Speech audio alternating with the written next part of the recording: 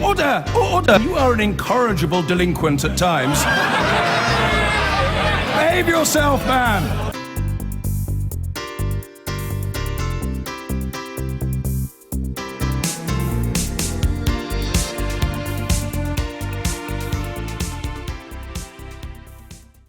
Well, let's get more on our top story. The Institute for Fiscal Studies warns that the UK economy could shrink by up to £40 billion if we leave the European Union. Well, joining us now is the think tank's director and report author, Paul Johnson. Good to have you, Mr. Johnson.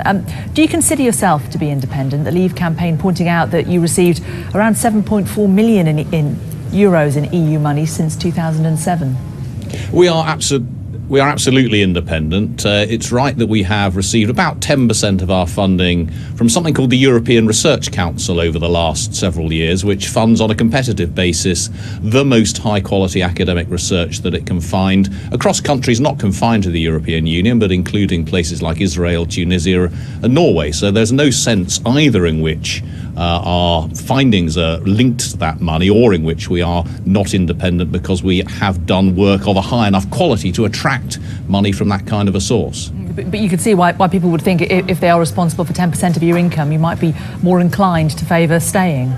Now, I find that suggestion, frankly, absolutely outrageous. We have spent the last 30 years doing completely independent research of the highest quality, and it's only because of our reputation for independent research that, frankly, anybody listens to us. There is not a sum of money from anybody anywhere that we would take which would influence what we say, because as soon as we started to do that, frankly, the point of our existence would end. Okay, well, let's look at this research. You are saying that if we were to leave, the hit to the public finances could be somewhere between 20 and 40 billion pounds. That's quite a wide range, isn't it? Well, there's inevitably a significant amount of uncertainty about what would happen over the next 3 or 4 years. What we did was say, well, look, the first impact on the public finances would actually be to make them better, because we would stop sending 8 billion a year or so to the European Union. The big question then is, what would the impact of leaving be on the economy? And we reviewed 14 or 15 separate pieces of work looking at that, and of those 14 or 15, only one by this organisation called Economists for Brexit suggested that the economy would grow. All the others suggest, for very good reasons, that the economy would be a bit smaller in 3 or 4 years' time than it would be if we stayed in. The trouble for the public finances is that even very small changes in the size of the economy can have quite big effects on the public finances. So even if the economy were to be just 2% smaller in 2019 than we currently expect, and that's at a lower end of the set of estimates that we have, then that would change the public finances in the wrong direction by upwards of £20 billion.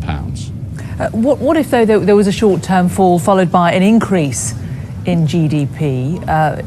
The Brexit campaign will say that they are confident that the GDP would start to pick up. I mean, that would therefore mean that the impact on public finances would not be as great.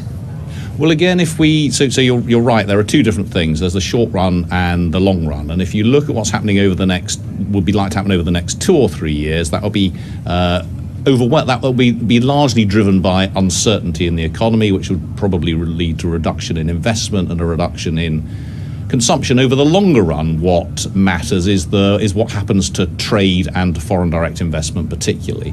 And the reason, again, that virtually all of the forecasts into the longer run suggest the economy will be smaller than otherwise is that because trade with by far our biggest trading partner, the European Union, would become more expensive and more difficult to carry through. So on the balance of probabilities, in the longer run, the economy would do less well rather than better, and therefore the public finance effects would be negative rather than positive.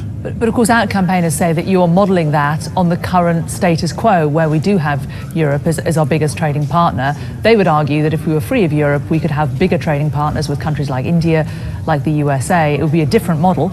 It might take a few years to get put in place, but in the long term, it could be better economically. Well, the first thing there's two or three things that matter here. First, I mean, we are where we are, and as I say, about half our trade is with the European Union. It will take a long time for that to change significantly.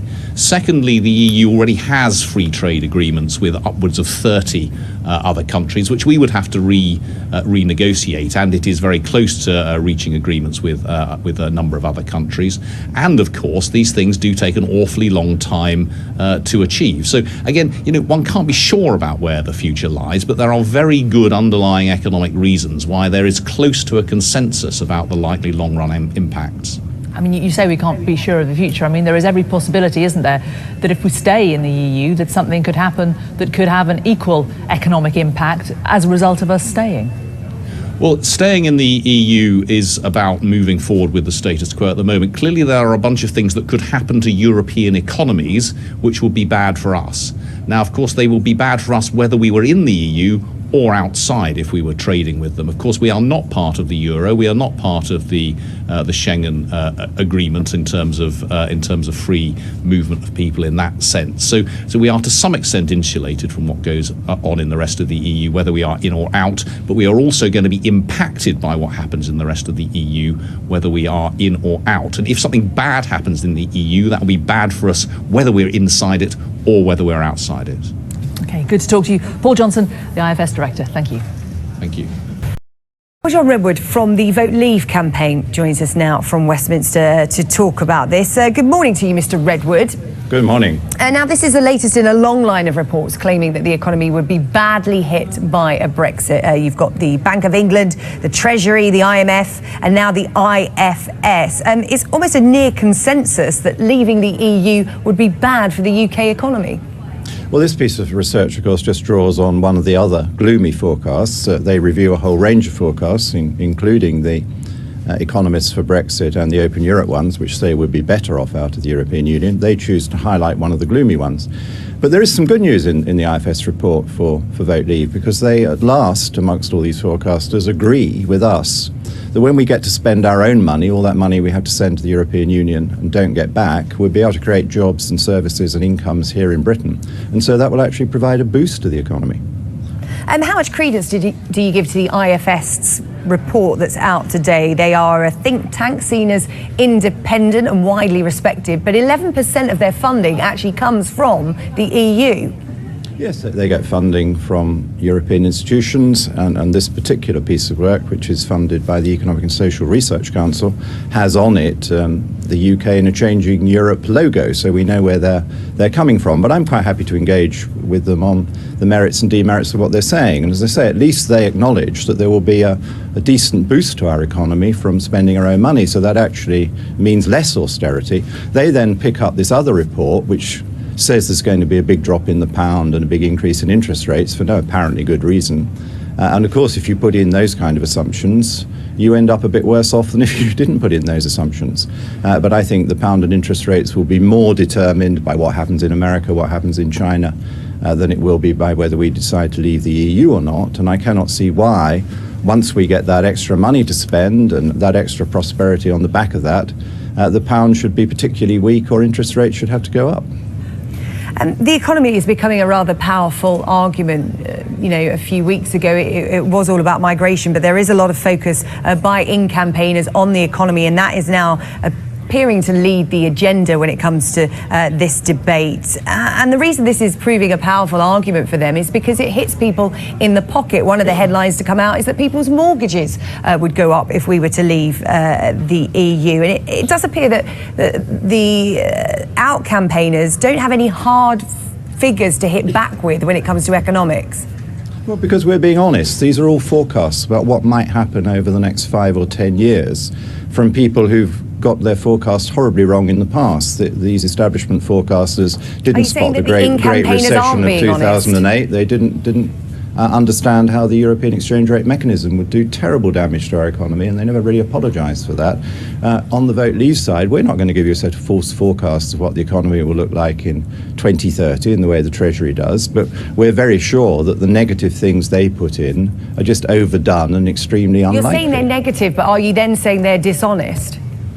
No, I'm not saying they're dishonest. I'm saying they're wrong. I think they are wrong just as they were catastrophically wrong over the European exchange rate mechanism crisis, as they were wrong over the euro crisis, they were wrong over the big banking crash of the last decade. We know that these establishment forecasters all club together and often make catastrophic mistakes, which does indeed cost us jobs and livelihoods in Britain.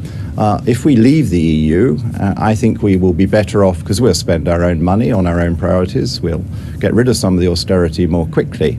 And I just don't see that the fact of leaving the EU is going to do any damage to our trade or to the main investments coming into our country from companies that are well connected here and have factories here which they wish to reinforce.